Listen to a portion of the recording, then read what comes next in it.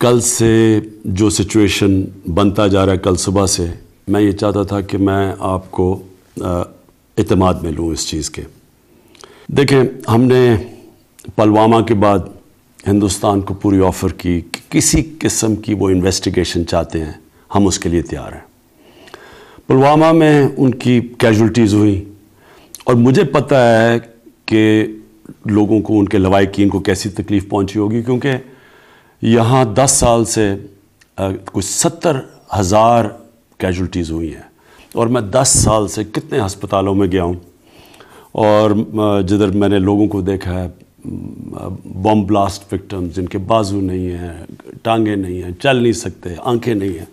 اس لیے مجھے پتہ ہے کہ ایک تو جو اس دنیا سے چلے گئے، اور دوسرا جو کہ انجرڈ ہوئے ان کے اوپر اور ان کے گھر والوں پہ کیا گزر رہی ہے۔ اس لیے ہم نے سیدھا ہندوستان کو آفر کیا کہ کسی طرح کی بھی آپ انویسٹیگیشن چاہتے ہیں، اگر اس میں کوئی بھی پاکستانی ملوث ہے تو پاکستان پوری طرح تعاون کرنے کے لیے آپ سے تیار ہے۔ ہم نے یہ اس لیے کہا کہ یہ پاکستان کے انٹرسٹ میں نہیں ہے کہ ہماری زمین استعمال کی جائے کہیں بھی دنیا میں باہر دہشت گردی کرنے پہ، اور نہ ہی باہر سے کوئی پاکستان کی زمین استعمال کرے۔ تو اس لیے اس میں تو کوئی ڈسپیوٹ تھی نہیں۔ ہم تو جب تیار تھے، ہم جب پوری طرح تعاون کرنے کے لیے تیار تھے، تو مجھے یہ خدشہ تھا کہ اس کے باوجود ہندوستان نے کوئی ایکشن لینا ہے، اور اسی لیے میں نے انہوں نے کہا کہ ہماری مجبوری ہوگی، جب آپ ایکشن لیں گے ہماری مجبوری ہوگی رسپونڈ کرنا، کیونکہ کوئی بھی ساورن ملک یہ کسی ملک کو اجازت نہیں دیتا کہ وہ اس کے ملک کے اندر کارروائی کرے اور خود ہی فیصلہ کر لے کہ اس نے جرم کیا، جج، جوری اور ایکسیکیوشن خود ہی بن جائے۔ اور مجھے خدشہ اس لیے تھا کہ ہندوستان کے الیکشنز ہیں، اور مجھے لگ رہا تھا کہ اس کی وجہ سے کوئی ایکشن لیا جائے گا، لہٰذا میں نے ہندوستان کو کہا کہ ہمیں جوابی کارروائی کرنی پڑے گی۔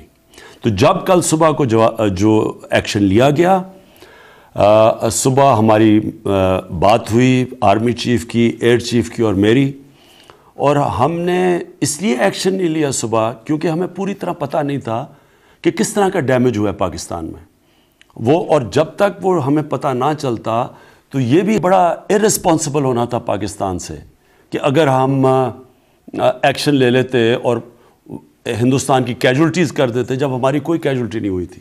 تو لہٰذا ہم نے انتظار کی اور آج ہم نے ایکشن لیا۔ ہمارا پہلے سے پلان تھا کہ کوئی کولیٹرل ڈیمیج نہ ہو، کوئی کیجولٹیز نہ ہو، صرف ہم یہ بتائیں ہندوستان کو کہ ہمارے میں کیپیبلٹی ہے کہ اگر آپ ہماری ملک میں آ سکتے ہیں تو ہم بھی آپ کے ملک میں جا کے کارروائی کر سکتے ہیں، صرف اس کا یہ مقصد تھا۔ 2 ہندوستان کے مگز نے پاکستان کی ریٹیلیشن میں بارڈر کراس کیا، ان کو شوٹ ڈاؤن کیا گیا، اور میں یہ بھی آج کہنا چاہتا ہوں کہ پائلٹس ہمارے ساتھ ہیں۔ اب مسئلہ یہ ہے کہ اب ہم ادھر سے کدھر جاتے ہیں، یہ بہت ضروری ہے۔ میں اب ہندوستان سے مخاطب ہوں، یہ بہت ضروری ہے کہ یہاں ہم تھوڑی سی عقل اور حکمت استعمال کریں۔